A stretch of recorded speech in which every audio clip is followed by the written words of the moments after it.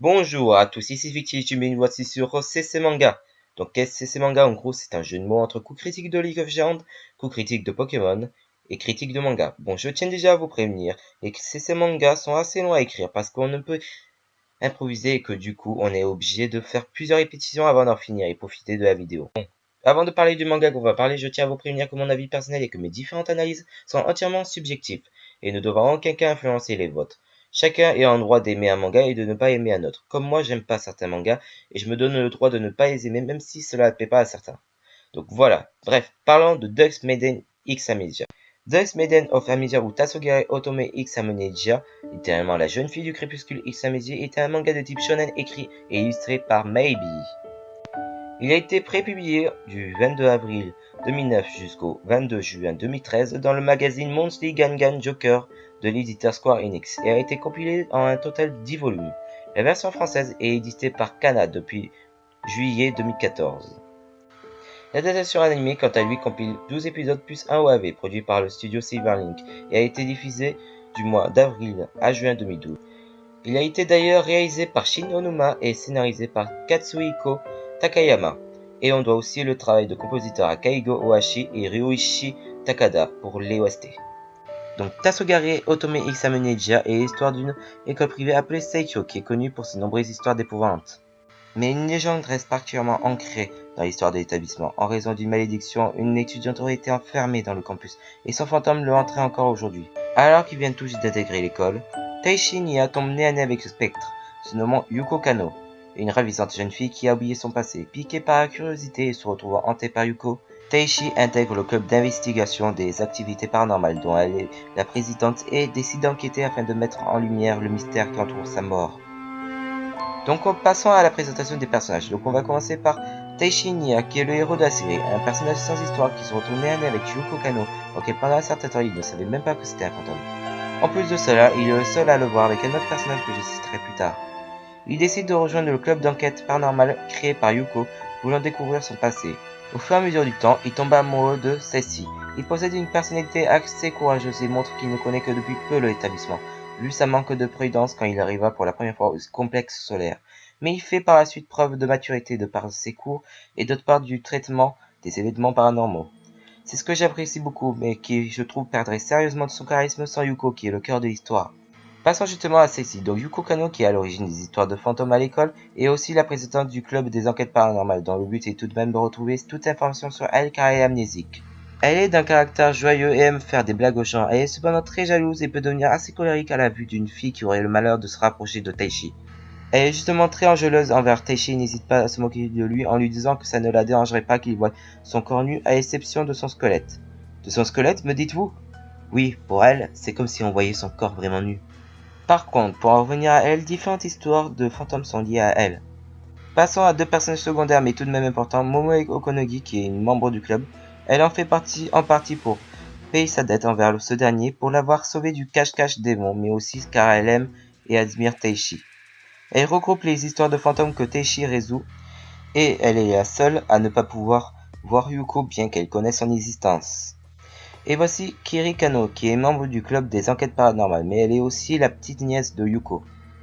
Elle est le seul personnage outre Taishi qui puisse voir notre chère petite fantôme. Kiri a peur des fantômes. Elle pensait au départ que Yuko était un esprit mauvais et essayait à tout prix d'éloigner Taishi d'elle.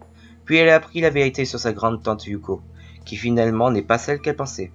Kiri ressemble à Yuko. Toutefois, Kiri possède des cheveux courts comme sa grand-mère qui est la sœur cadette de Yuko. Elle ressent aussi des sentiments pour Taishi. Passons maintenant à la critique.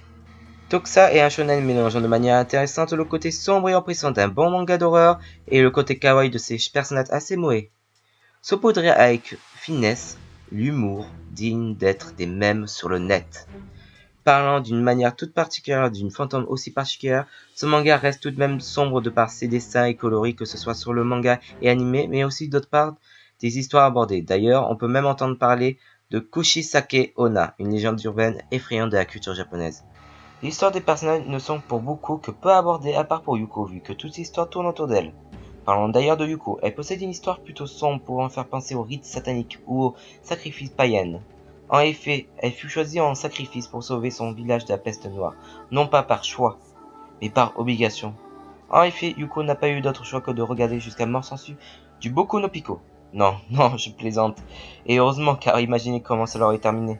Bref, un personnage attachant, croquant la vie à pleines dents, de on ne sait quel miracle vu qu'elle connaît l'existence de son double, qui possède tout le passé sombre qu'elle possède et qui nous chamboule émotionnellement. Pendant tout le manga et l'anime. Entre rire, pleurs et colère, croyez-moi, vous allez être servi. Parlons maintenant du contenu et par conséquent des épisodes dont les épisodes sont assez nourris en intrigue et histoire. Quasiment chaque histoire nous donne un indice, allant du cache-cache du démon jusqu'au rocher des malédictions, nous donnant soit une partie de son histoire, soit une partie de sa personnalité, ou même une fausse piste. Et oui, ce manga est une véritable enquête en lui-même, chaque fois qu'un mystère se résout, on espère que cela ait un lien avec le personnage. Et l'ambiance pesante de ce manga nous rajoute cette envie de résoudre ces problèmes. Ensuite vient le côté psychologique qui nous remet souvent en question, sur l'amour interdit, sur l'inconnu et sur la peur. Maintenant, parlons des OST, opening et ending. Mais putain que c'est bon! Les paroles sont juste magnifiques et poétiques. Je peux donner l'exemple de Requiem avec ses paroles émouvantes et s'imprégnant bien du personnage, Yuko. Mais chaque OST font une petite partie de Yuko, chacune. Même l'opening et l'ending est centré sur elle, ne serait-ce par ses paroles. Mes sentiments me consument, me consumer et ressentir cette passion pour toi n'est pas un péché, n'est-ce pas? Ce morceau de parole vient de Shoargel et résume très bien le personnage. Je vais d'ailleurs vous laisser une partie de Shoargel sur cette vidéo.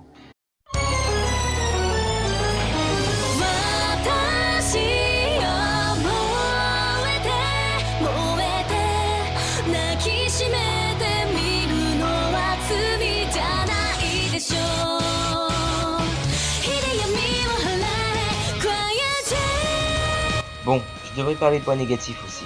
Donc si je devrais en citer, ce serait que malgré le contenu des épisodes assez nourris, au bout d'un moment l'épisode finit par nous habituer au même opératoire. Une nouvelle enquête paranormale, recherche d'indices sur les lieux, ou auprès des concernés, un personnage jouant l'engrenage de l'effet Yuko, ou l'effet c'est Yuko qui fait ça.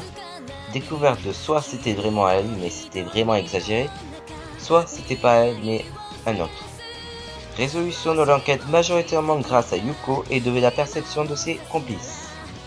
Il y a aussi une certaine logique qui nous donne souvent envie de rire, tellement que c'est con. Comme la fille auquel on voit ses jambes dépassées qui est, en fait, non à la première fenêtre, mais à la seconde.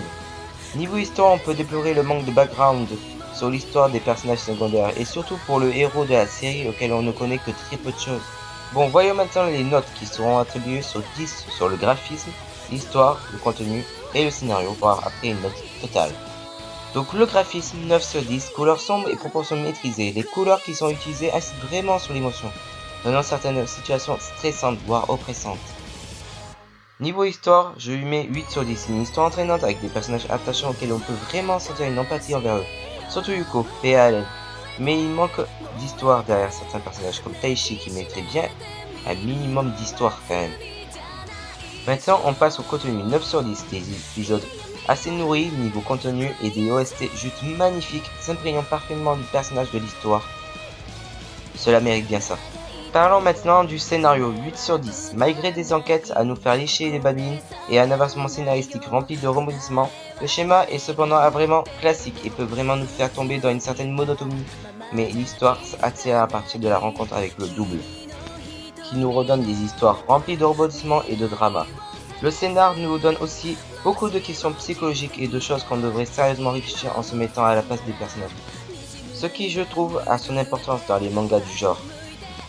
Cela fait une note totale de 34 sur 40, soit 17 sur 20. Maintenant, je vais donner ma note personnelle, c'est-à-dire en oubliant les points négatifs, etc. Je lui donnerai une note de 18 sur 20. Alors, pourquoi? Alors déjà, commençons par le contexte de l'histoire. Taishi, nouveau dans le lycée Saiko et qui décide d'aller dans les lieux abandonnés du lycée, tombe nez à nez avec Yuko, avec qui on s'affectionne en même temps que Taishi tombe amoureux de Yuko. Entre ses farces en tout genre, ses maladresses qui fit la création des nouvelles histoires de fantômes et son histoire sombre qu'elle finit par accepter, il n'y a pas plus attachant qu'elle. Et Taishi, l'homme mature qui est malgré tout facile à déconcentrer et déterminé à découvrir l'histoire de sa chair et tendre auquel on s'affectionne aussi. Car c'est un personnage facile à identifier, une apparence normale, une personnalité auquel on peut s'identifier et qu'on s'identifiera un jour ou l'autre, sinon cela voudrait dire que vous ne deviendrez jamais adulte dans votre tête et là j'ai envie de dire bon courage pour trouver un entourage stable, si vous n'êtes pas un minimum mature et que vous n'êtes pas déterminé à trouver un travail qui vous correspond. Bref, je vous conseille cette petite perle qui mérite largement d'être connue du grand public, de par son histoire et d'autre part de la qualité du dessin qui est largement mieux que nombre des mainstream connus à ce jour. Bon, je vous remercie d'avoir regardé cette vidéo, j'espère que cela vous a plu. Je vous rappelle que mes analyses et avis personnels sont subjectifs et ne doivent pas influencer la vôtre. N'hésitez pas, lâchez des likes si vous avez aimé, envoyez des commentaires pour donner votre avis sur le manga présenté et si vous avez des mangas à me proposer, n'hésitez pas non plus. Salut tout le monde et ciao!